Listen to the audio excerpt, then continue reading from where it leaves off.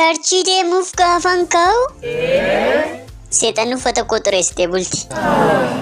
Hafi malee utuu irra dabartee deemtee immoo ofirratti si albaasti.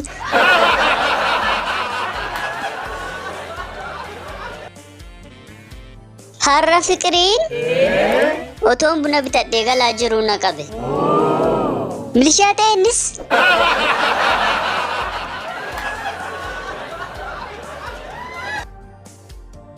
Jaalalli na qabuu isaa kan shuurii ta'e guyyaa gaafa inni na roqomsiisu eegaleerraa keenidha. Fiqir maxfoo na'u. Siin seexan iyyuu si qabuuf jetteen harkatti duutii laata jettee sodaattee dhiifte. Jaalala maaliiti?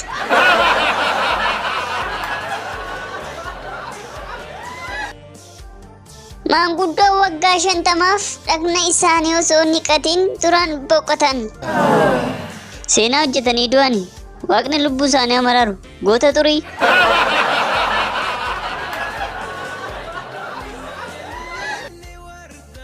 Dhiirri kaayyoo hin qabne teeleerraa liqeeffatee shamarran janajjana.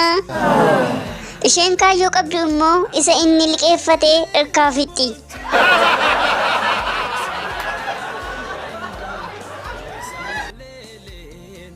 Abjuu kootiin qabalee deemeen hoogganaan kabalee ba'e. Itti deebi'iiraa fi milishaa dhiigi.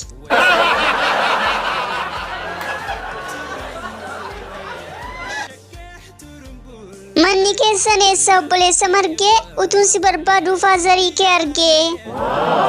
Maaliif na barbaadda ammayyuu na dhabe? Ana madaaltu faazariitti cabi.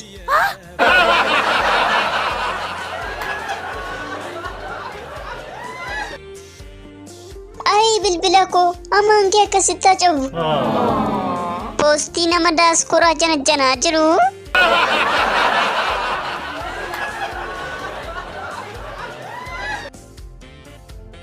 Durba duudhaanaa barbaada. Anuu badaa hin dhaga'u lammii koo.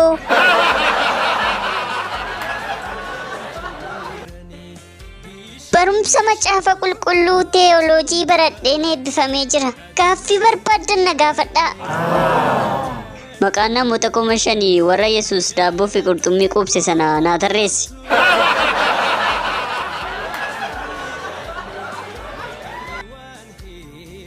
Yaa Waaqa, durba harma guddattu narraa eegi, anis ofan eega. Gabaabaadhumatti yaa Waaqa moonet gammachuu narraa eegi jechuu diddeemi.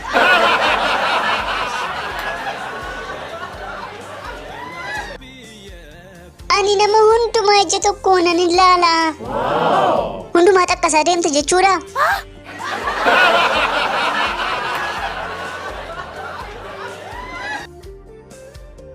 Dhiirota baay'eetu shamarran irratti wal ajjeese. Kanaaf shamarranni qaaliidha.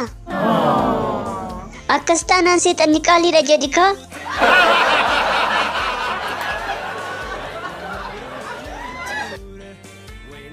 Kan ofiin beektu ilaalaa hudduu saree jette re'een.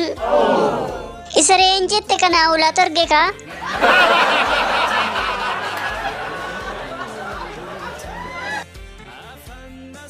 Dubartii kaaruun qimamiidhaan jedhe. Kan birbirree moo?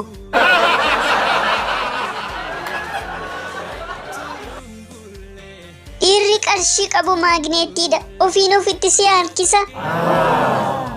Hojjettoonni mana baankii hundinuu maagneettiidha naan jedhe kaa.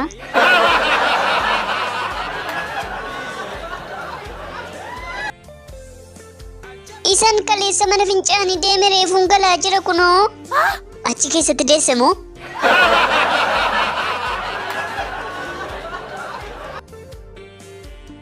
Qarshii chiikotaaf gumaachoo too ta'e eenyutu dura gumaacha? Mansuur.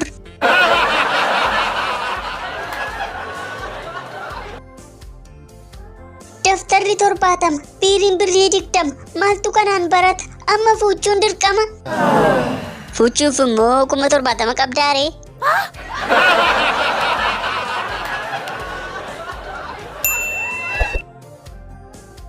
Shamarree utuu ati loliinsi loltu duuba. Naamani adala wayitu jira. Yookiinis immoo wadala ta'uu mala biroo.